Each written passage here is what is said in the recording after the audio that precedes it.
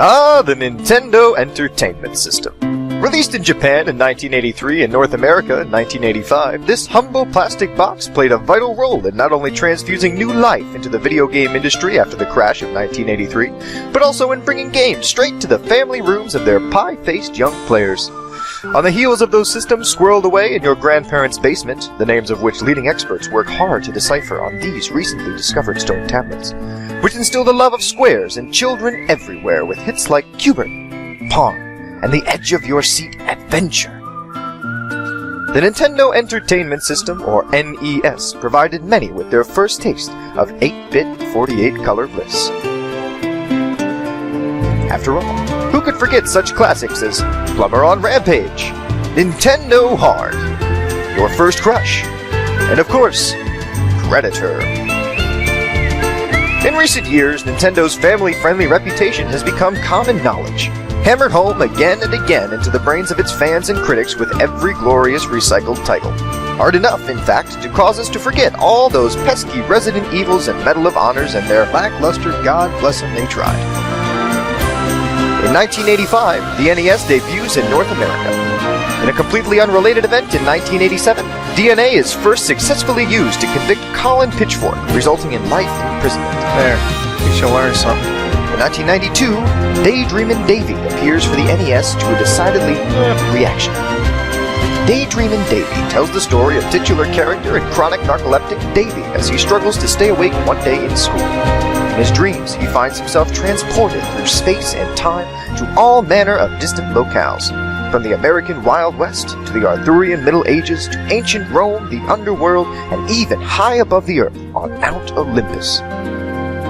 However, as the angry video game nerd so astutely points out, there is something strangely unsettling about Davy and his detachment from reality, confusing commonplace objects like pencils and rulers for swords and bigger swords. Well, did the music stop? What? Guys, come on, we're doing a thing here. Where's Steve? Yes, Steve, just go turn it on.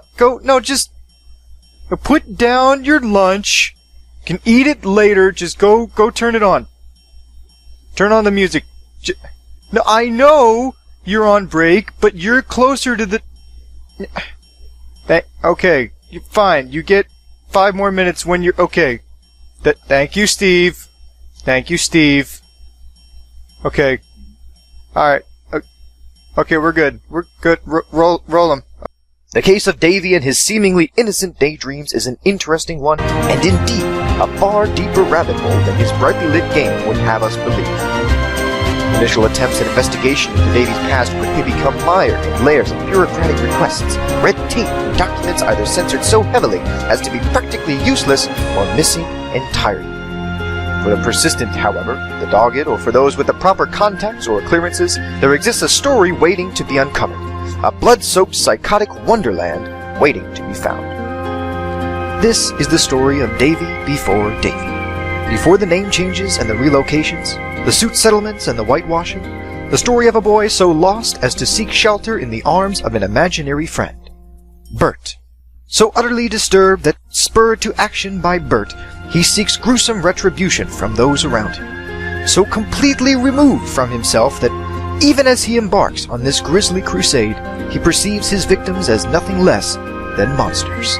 Hideous, venomous, a plague to be wiped out, wholly deserving of whatever punishment he and Bert deem fit.